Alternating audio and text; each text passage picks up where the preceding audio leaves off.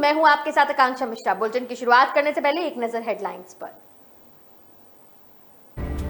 उत्तर प्रदेश में विधानसभा चुनाव से पहले भाजपा ने बड़ा दांव खेला है। भाजपा के यूपी चुनाव प्रभारी धर्मेंद्र प्रधान और भाजपा प्रदेश अध्यक्ष स्वतंत्र देव सिंह ने प्रेस कॉन्फ्रेंस करके ऐलान कर दिया है कि निषाद पार्टी के साथ मिलकर चुनाव लड़ेंगे। उत्तर प्रदेश के संसदीय कार्य राज्य मंत्री आनंद स्वरूप शुक्ल ने कहा कि भगवान राम, कृष्ण और शिव भारतीय मुस्लिमों के पूर्वज हैं और उन्हें भारतीय भूमि और संस्कृति को नमन करना चाहिए। कांग्रेस आलाकमान के रवैये से नाराज होकर इसी साल भाजपा का दामन थामने वाले पूर्व केंद्रीय मंत्री नितिन प्रसाद अब उत्तर प्रदेश विधानसभा परिषद के सदस्य बनाए जाएंगे। गुरुवार की रात देर से ही लखनऊ में मुख्यमंत्री योगी आदित्यनाथ के आवास पर आयोजित की गई भाजपा कोर कमेटी की बैठक में इस मसले पर फैसला लिया गया। बीजेपी के सांसद रामशंकर कठेरिया के खिलाफ आगरा के एमपी एमएलए कोर्ट में गैर जमानती वारंट जारी कर दिया गया है। दरअसल कोर्ट में कठेरिया की तारीख थी, लेकिन वे हाजिर नहीं हुए। ऐसे में कोर्ट ने मामले को गंभीरता से लेते हुए रामशंकर कठेरिया के खिलाफ गैर जमानती वारंट जारी किया। भारत में पहली बार पीएम नरेंद्र मोदी के संसदीय क्षेत्र वाराणसी के आसमान में रोपवे से लोग सफर करेंगे। अभी तक पहाड़ी इलाकों और पर्यटन क्षेत्रों में इसकी सुविधा है, लेकिन सामान्य यातायात में इसका प्रयोग पहली बार वाराणसी में हो रहा है। तो अब खबरों को जानेंगे विस्तार से। बता दें कि उत्तर प्रदेश में विधानसभा चुनाव से पहले ही भाजपा ने बड़ा दांव खेल दिया है। भाजपा के यूपी चुनावी प्रभारी धर्मेंद्र प्रधान और भाजपा प्रदेश अध्यक्ष स्वतंत्र देव सिंह ने प्रेस कॉन्फ्रेंस करके ये ऐलान कर दिया है कि निषाद पार्टी के साथ मिलकर वे चुनाव लड़ेंगे।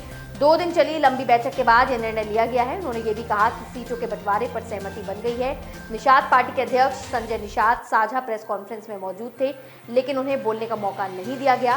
प्रधान ने यह भी कहा कि अपना दल भी भाजपा के साथ है। ओम प्रकाश राजभर के साथ गठबंधन के सवाल पर वो बोले कि सामाजिक ताने बाने का ख्याल रखते हुए गठबंधन किया जा रहा है। उन्होंने ये भी स्पष्ट कर दिया कि योगी आदित्यनाथ ही हमारा चेहरा होंगे। चुनाव मोदी और योगी के नेतृत्व में लड़ा जाएगा। गठबंधन में सीटों के बंटवारे पर उन्होंने कहा कि सम्मानजनक समझौता हुआ है। वहीं गुरुवार की रात सीएम योगी आदित्यनाथ के आवास पर कोर कमेटी की बैठक हुई। इसमें योगी, प्रदेश अध्यक्ष स्वतंत्र देव सिंह, दोनों उत्तर प्रदेश के मुख्यमंत्री और संगठन मंत्री सुनील बंसल मौजूद रहे। कहा जा रहा है कि कोर कमेटी की इस बैठक में निषाद पार्टी के साथ गठबंधन पर चर्चा हुई है। लखनऊ में हुई बैठक की चुनाव प्रभारी और सह प्रभारियों के मंथन के बाद रिपोर्ट तैयार होगी, जिसे केंद्रीय नेतृत्व को सौंपा जाएगा। पार्टी के सभी चुनाव सह प्रभारियों ने चुनावी तैयारियों को लेकर अपने अपने क्षेत्र की रिपोर्ट चुनाव प्रभारी धर्मेंद्र प्रधान को सौंपेंगे। धर्मेंद्र प्रधान यह रिपोर्ट राष्ट्रीय अध्यक्ष जेपी नड्डा को देंगे। इसी रिपोर्ट के आधार पर आगे की चुनावी रणनीति तैयार की जाएगी। तो उत्तर प्रदेश के संसदीय कार्य राज्य मंत्री आनंद स्वरूप शुक्ल ने कहा कि भगवान राम, कृष्ण और शिव भारतीय मुस्लिमों के पूर्वज हैं और उन्हें भारतीय भूमि और संस्कृति को नमन करना चाहिए। इतना ही नहीं, शुक्ल ने यह भी दावा किया कि मोदी जो प्रधानमंत्री नरेंद्र मोदी हैं और योगी मुख्यमंत्री योगी आदित्यनाथ सरकार ने इस्लामिक स्टेट बनाने की मंशा रखने वाली सोच को मटीरिया मेट कर दिया है और देश में हिंदुत्व व भारतीय संस्कृति का परचम लहरा दिया है। शुक्ला ने बृहस्पतिवार की शाम यहां राज्य सरकार की 4.5 वर्ष की उपलब्धियों का रिपोर्ट कार्ड प्रस्तुत करते हुए कहा पत्रकारों से कि भारत के मुसलमानों के पूर्वज भगवान राम, कृष्ण और शंकर हैं। उन्हें काबा की धरती देखने की जरूरत नहीं है। इन लोगों को भारत की भूमि और संस्कृति के आगे नमन करना चाहिए। शुक्ला ने कहा कि सीरिया और अफगानिस्तान के बाद विभिन्न देशों के कुछ दुनिया को एक इस्लामिक राज्य बनाना चाहते हैं। भारत में भी कुछ लोगों की ऐसी ही सोच है, लेकिन मोदी और योगी की केंद्र और प्रदेश की सरकार ने हिंदुत्व और भारतीय संस्कृति का देश में परचम लहराकर इस सोच को मटिया मेट कर दिया है। हाल ही में संभल में लगाए गए विवादास्पद पोस्टरों का उल्लेख करते हुए शुक्ला ने कहा कि इस्लामिक आतंकियों को समाजवादी पार्टी के समर्थन में समाजवादी पार्टी के संभल के सांसद शफीकुर्रहमान रहमान वर्ग के खुलेआम तालिबान के समर्थन में बयान देने से कार्यों में प्रोत्साहन मिलता है। तो कांग्रेस आलाकमान के रवैये से नाराज होकर इसी साल भाजपा का दामन थामने वाले पूर्व केंद्रीय मंत्री नितिन प्रसाद अब उत्तर प्रदेश विधानसभा परिषद के एमएलएसी बनाए जाएंगे। गुरुवार की देर रात से ही लखनऊ में मुख्यमंत्री योगी आदित्यनाथ के आवास पर आयोजित की गई भाजपा कोर कमेटी की बैठक में इस मसले पर फैसला लिया गया। हालांकि भाजपा कोर कमेटी की बैठक में निषाद पार्टी के अध्यक्ष संजय निषाद और उनकी पार्टी की राष्ट्रीय उपाध्यक्ष बेबी रानी मौर्य को भी विधान परिषद भेजने पर सहमति जाहिर की गई है। मीडिया रिपोर्ट्स की माने तो सीएम आवास पर आयोजित भाजपा कोर कमेटी की इस बैठक में मुख्यमंत्री योगी आदित्यनाथ से लेकर धर्मेंद्र प्रधान, स्वतंत्र देव सिंह, राधा मोहन सिंह, केशव प्रसाद मौर्य, और सुनील बंसल की मौजूदगी में जितिन प्रसाद को विधान परिषद भेजने के मामले पर फैसला लिया गया है। बता दें कि उत्तर प्रदेश में जातिगत समीकरण को अपने पक्ष में लेने के लिए भाजपा ने जितिन प्रसाद को ब्राह्मण चेहरे के तौर पर शामिल किया है और इसके साथ ही उत्तर प्रदेश के कुल मतदाताओं में ब्राह्मणों की हिस्सेदारी 12% है। सूबे के ब्राह्मण मतदाता भाजपा से नाराज चल रहे हैं। पार्टी ब्राह्मण मतदाताओं की इसी नाराजगी को दूर करने के लिए जितिन प्रसाद को शामिल कर रही है। बता दें कि इस साल जून में महीने में भाजपा का दामन थामने वाले जितिन प्रसाद ने 27 साल की उम्र में 2004 के लोकसभा चुनाव में जीत हासिल की थी। इसके बाद 2009 में लोकसभा चुनाव में भी जीत और कांग्रेस नीति वाली यूपीए सरकार में केंद्रीय मंत्री भी बनाए गए थे। देश में मोदी की लहर के दौरान उन्हें 2014 और 2019 के लोकसभा चुनाव में हार का सामना करना पड़ा। इसके साथ ही 2017 के उत्तर प्रदेश विधानसभा चुनाव में उनका कोई खास प्रदर्शन नहीं रहा और न ही वे 2021 पश्चिम बंगाल विधानसभा चुनाव में कांग्रेस का बंगाल प्रभारी रहते हुए पार्टी को मजबूत कर पाए। बीजेपी के सांसद रामशंकर कठेरिया के खिलाफ आगरा के एमपी एमएलए कोर्ट की गैर जमानती वारंट जारी कर दिया है। दरअसल कोर्ट में कठेरिया की तारीख थी लेकिन वे हाजिर नहीं हुए। ऐसे में कोर्ट ने मामले को गंभीरता से लेते हुए रामशंकर कठेरिया के खिलाफ गैर जमानती वारंट जारी कर दिया है। बता दें कि कठेरिया पहले आगरा के सांसद हुआ करते थे, वर्तमान में इटावा के हैं और 26 सितंबर 2009 को आगरा के राजा मंडी स्टेशन पर बड़ा प्रदर्शन हुआ था। इसी मामले में प्रोफेसर रामशंकर कठेरिया सहित कई लोगों पर एफआईआर दर्ज हुई थी। यह मामला आगरा की एमपी एमएलए कोर्ट में चल रहा है। मामला 12 साल पुराना है और बता दें कि उच्च न्यायालय के खंडपीठ की मांग को लेकर आंदोलन कर रहे वकीलों के समर्थन में 26 सितंबर 2009 को जोरदार प्रदर्शन हुआ था। इसमें सांसद रामशंकर कठेरिया ने अन्य राजनीतिज्ञों के साथ राजा मंडी रेलवे स्टेशन पर प्रदर्शन किया था। तत्कालीन स्टेशन मास्टर की शिकायत पर सांसद रामशंकर कठेरिया सहित कई नेताओं पर एफआईआर दर्ज हुई थी। अन्य आरोपी की पत्रावली पृथक करने के कारण सांसद रामशंकर कठेरिया के खिलाफ मुकदमे की सुनवाई अलग से हो रही है। भारत में पहली बार पीएम नरेंद्र मोदी के संसदीय क्षेत्र वाराणसी के आसमान में रोपवे से लोग सफर कर पाएंगे। अभी तक पहाड़ी इलाकों और पर्यटन क्षेत्रों में इसकी सुविधाएं थी लेकिन सामान्य यातायात में इसका पहली बार प्रयोग वाराणसी में हो रहा है। कैंट स्टेशन से गिरिराज घर तिराहे तक करीब 5 किलोमीटर का यह सफर होगा जिसमें यात्रियों को हर डेढ़ मिनट में ट्रॉली मिलेगी। भारत सरकार की सहयोगी कंपनी वेबकॉस ने सर्वे से जुड़े फाइनल रिपोर्ट वाराणसी विकास प्राधिकरण को सौंप दिया है। बताया जा रहा है कि 2 से 3 दिन में ये रिपोर्ट शासन को भेज दिया जाएगा। वाराणसी में कैंट स्टेशन के बाहर पंडित कमलापति त्रिपाठी इंटर कॉलेज से परियोजना इसकी शुरू होगी, यानी इसी जगह से रोपवे शुरू होकर गोदौलिया से पहले गिरिराजगढ़ तिराहे के बीच लगेगी। ये रूट कैंट स्टेशन के बाद साजन तिराहा रथ यात्रा लक्सा होते हुए गिरिराजगढ़ तिराहे तक रहेगा। स्टॉपेज साजन तिराहा और रथ यात्रा हो सकती है। 5 किलोमीटर की इस रूट पर 2021 ट्रॉली दौड़ेंगी। एक ट्रॉली में एक बार में 10 मुसाफिर सफर कर सकेंगे। हालांकि कितने मिनट के अंतराल में ट्रॉली मिलेगी इसको लेकर अभी कोई भी चर्चा नहीं हुई है, लेकिन बताया जा रहा है कि 1.5 से 2 मिनट का अंतराल हो सकता है।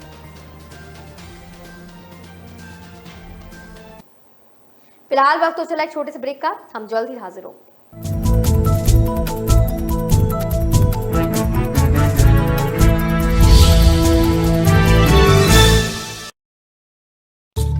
चाय तैयार है। मैं चेंज करके आती हूँ।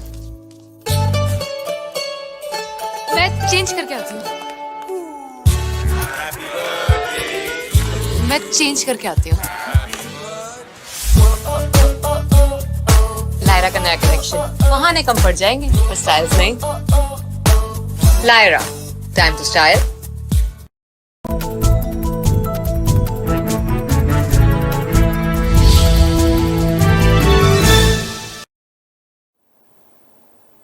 ब्रेक के बाद आपका एक बार फिर से स्वागत है। बता दें कि प्रगतिशील समाजवादी पार्टी के मुखिया शिवपाल सिंह यादव ने भाजपा पर जमकर हमला बोला है।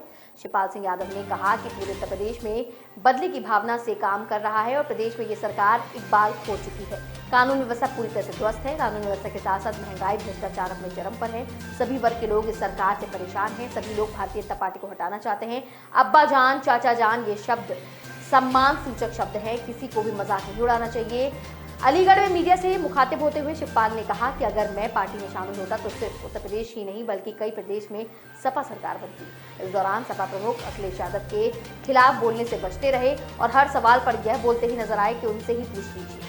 मनतांतरण मामले में मौलाना कलीम की गिरफ्तारी होने पर उन्होंने कहा कि योगी सरकार बदले की भावना से काम कर रही है, विरोधियों को प्रताड़ित करने का काम किया जा रहा है। तो झांसी के बुंदेलखंड विश्वविद्यालय के पर्यटन एवं होटल प्रबंधन संस्थान द्वारा विश्व पर्यटन दिवस 27 सितंबर के उपलक्ष्य में 23 से 27 सितंबर तक विभिन्न प्रकार के कार्यक्रमों का आयोजन किया जा रहा है। विभागाध्यक्ष प्रोफेसर प्रतीक अग्रवाल ने बताया कि ITHM विभाग द्वारा प्रत्येक वर्ष विश्व पर्यटन दिवस के अवसर पर विभिन्न प्रकार के रचनात्मक कार्यक्रम जैसे कि जागरूकता रैली से लेकर क्विज प्रतियोगिता, बच्चों के लिए खेलकूद प्रतियोगिता, वाद विवाद प्रतियोगिता, व्यंजन प्रतियोगिता, सांस्कृतिक कार्यक्रमों आदि का आयोजन किया जा रहा है। इसी क्रम में इस वर्ष भी ITHM विभाग ने 23 से 27 सितंबर तक विभिन्न प्रकार के कार्यक्रमों का आयोजन करने का फैसला लिया है। वहीं प्रोफेसर ने बताया कि साप्ताहिक कार्यक्रम की शुरुआत 23 सितंबर को विश्वविद्यालय परिसर में स्वच्छ भारत और स्वच्छ पर्यटन विषय पर आधारित पर्यटन जागरूकता रैली से होगी। उसके बाद आगामी दिनों में 24 सितंबर को पर्यटन क्विज, 25 सितंबर को राष्ट्रीय वेबिनार एवं विश्वविद्यालय परिसर के लिए सदस्यों के छोटे बच्चों के लिए विभिन्न मनोरंजक प्रतियोगिताएं, 26 सितंबर को बुंदेली व्यंजन प्रतियोगिता, रंगोली एवं चित्रकला प्रतियोगिताएं होंगी और अंत में 27 सितंबर को पुरस्कार वितरण एवं समापन समारोह के बाद बुंदेली भोजन के साथ साप्ताहिक कार्यक्रम का समापन होगा। 25 सितंबर को होने वाले राष्ट्रीय वेबिनार के मुख्य अतिथि राज्य मंत्री पर्यटन उत्तर प्रदेश डॉक्टर नीलकंठ तिवारी होंगे। राष्ट्रीय वेबिनार का विषय पर्यटन को पुनर्जीवित करने से लेकर समावेशी विकास के लिए नवीन दृष्टिकोण की आवश्यकता है।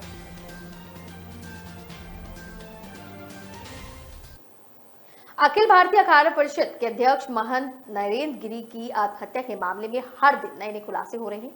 अपने सुसाइड नोट में उन्होंने जिस रजिस्टर्ड वसीयतनामे का जिक्र किया है वह एक चैनल के हाथ लगा है। इसमें उन्होंने महंत बलवीर गिरी को अपना उत्तराधिकारी बताया है। इतना ही नहीं, महंत नरेंद्र गिरी ने एक नहीं बल्कि 3 बार वसीयत बनवाई थी। हर बार उन्होंने अपना उत्तराधिकारी बदला है। पहली वसीयत जो है वो 2010 में उन्होंने बनवाया है, जिसमें बलवीर गिरी को उत्तराधिकारी बनवाया गया। इसके बाद 2011 में उन्होंने दूसरी वसीयत तैयार करवाई, जिसमें अपने शिष्य स्वामी आनंद गिरी को उत्तराधिकारी बनाया। इसके बाद 2020 में एक और वसीयत तैयार करवाई गई, जिसमें पहले की दोनों वसीयतों को रद्द करवाते हुए बलवीर गिरी को फिर से उत्तराधिकारी घोषित किया गया। महंत नरेंद्र गिरी के वकील ने जब एक चैनल में संपादक से बातचीत की तो उन्होंने बताया कि महंत नरेंद्र गिरी ने 4 जून 2020 को पहले की दोनों वसीयतों को निरस्त करवाते हुए तीसरी वसीयत में, जिसमें उन्होंने बलवीर गिरी को अपना उत्तराधिकारी बनवाया। उन्होंने बताया कि नरेंद्र गिरी ने 7 जनवरी 2010 को पहली वसीयत तैयार कराई थी। इसमें बलवीर गिरी को अपना उत्तराधिकारी बनाया था, जिसके बाद लगातार वसीयत में उन्होंने चेंजेस करवाए थे, बदलाव करवाए थे और उसी से शायद इन सब चीज़ों को बहुत ज़्यादा तवज्जो मिला और इस तरीके से उनकी मौत का कारण भी रहा।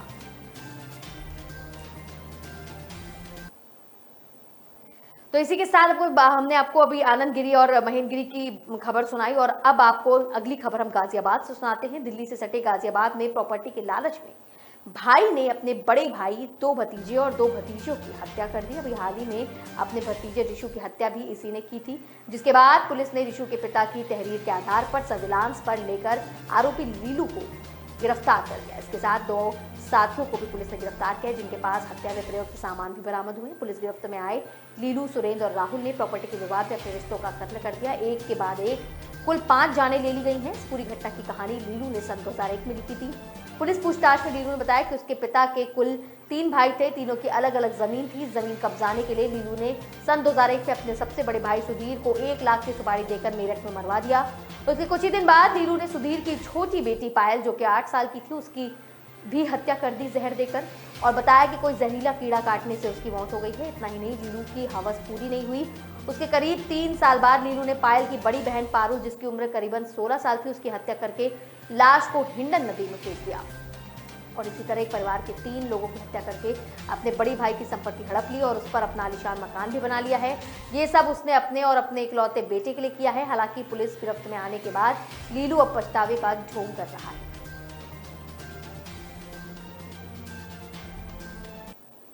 उत्तर प्रदेश के जनपद अलीगढ़ में 12 साल के एक बच्चे के साथ दुष्कर्म करने की वारदात सामने आई। यहाँ के रोरावर इलाके में मस्जिद में एक मौलवी पर बच्चे से कुकर्म करने का आरोप लगा है। इस वारदात के सामने आने के बाद इलाके में सनसनी फैल गई है। मौलवी की ज्यादती का शिकार बच्चा डरा सहमा हुआ है। बताया जा रहा है कि बच्चा मस्जिद में कुरान शरीफ पढ़ने गया था, वहीं मौलवी ने उसको अपना यौन शोषण का शिकार बनाया। इस वारदात से डरे सहमे बच्चे ने अपने परिजनों से आप बीती रोते हुए सुनाई है।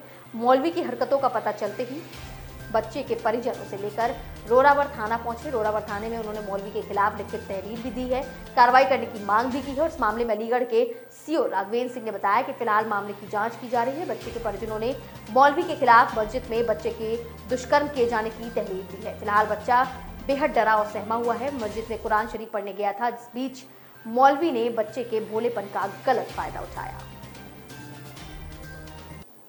वक्त हो चला है एक और छोटे से ब्रेक का, जल्द ही हाजिर होंगे। इरादा बदल गया पार्टनर,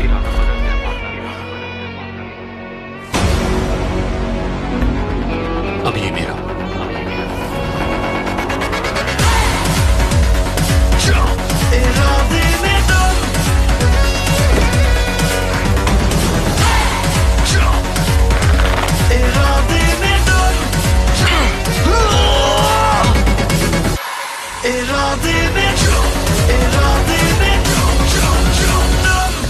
इरादे स्ट्रॉन्ग होने चाहिए।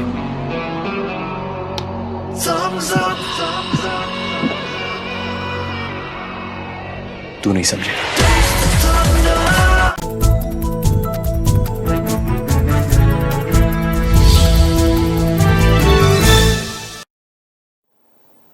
ब्रेक के बाद आपका फिर से स्वागत है। तो खबर यूपी के कानपुर शहर से है, जहां शहर में अकेले एक तिराहे पर 45 दिन में वाहन चालकों के चालान काटकर 2.5 करोड़ का जुर्माना लगाया गया है, तो सभी सख्ते में आते हैं। अब इस तिराहे से गुजरने वाले जितने भी वाहन हैं और उनके चालक हैं, वो घबराने लगे हैं कहीं चालान न कट जाए। इसी कड़ी में शुक्रवार को कानपुर ट्रैफिक पुलिस का कारनामा सामने आया है, जिसे सुनकर आप भी चौंक जाएंगे।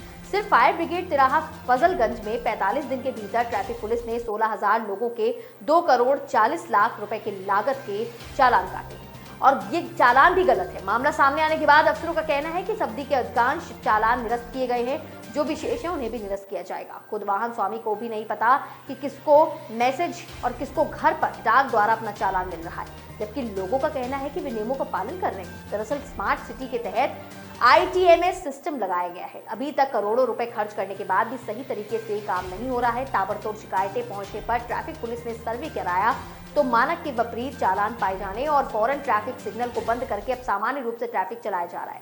ट्रैफिक पुलिस की गलती से जनता जुर्माना भर रही है। स्मार्ट सिटी कंट्रोल रूम सही तरीके से संचालन न होने की वजह से शहर के सभी प्रमुख चौराहों पर लंबा जाम लग रहा है। वाहन स्वामियों का कहना है कि ट्रैफिक पुलिस को यह व्यवस्था देखनी चाहिए और जो लोग नियमों का पालन नहीं कर रहे, कम से कम उनका चालान नहीं होना चाहिए। प्रदेश में सबसे ज्यादा चालान कानपुर में किए जा रहे हैं और यह पूरा मामला सिर्फ एक फजलगंज चौराहे का ही है। हर रोज नोएडा मेट्रो रेल कॉरपोरेशन को एका लाइन से सफर करने वालों के लिए बड़ी खुशखबरी है। आने वाले वक्त में नोएडा मेट्रो की बस आप घर से ऑफिस तक और ऑफिस से घर तक और स्टेशन तक लाएगी। इतना ही नहीं, रात की लिस्ट में मेट्रो के यात्रियों को उनके घर भी छोड़ा जाएगा। MSRC की बैठक में यह प्रस्ताव रखा गया है। एका मेट्रो लाइन के घाटे को देखते हुए यह प्रस्ताव तैयार किया गया है। उम्मीद है कि जल्द ही बस सर्विस के प्रस्ताव पर मुहर लग जाएगी। मौजूदा वक्त में हर रोज करीब 20,000 यात्री मेट्रो से सफर करते हैं। यात्रियों की संख्या बढ़ाने के लिए भी यह प्रस्ताव बनाया गया है। गुरुवार को हुई MSRC की बैठक में यह जानकारी दी गई है। बैठक के दौरान ही बताया गया है कि इस वक्त नोएडा मेट्रो 10,000 करोड़ रुपए के घाटे में चल रही है। इस घाटे की भरपाई के लिए ही कई अहम मुद्दों पर बैठक की गई है। इसको ध्यान में रखकर मेट्रो स्टेशन से नोएडा के सभी सेक्टर और सेक्टर से स्टेशन तक चलाने की योजना बनाई गई है। NMRC का प्लान क्या है ये बता दें कि योजना के तहत छोटी बसें चलाई जाएंगी। यही बसें सुबह यात्रियों को सेक्टर से लेकर मेट्रो स्टेशन छोड़ेंगी।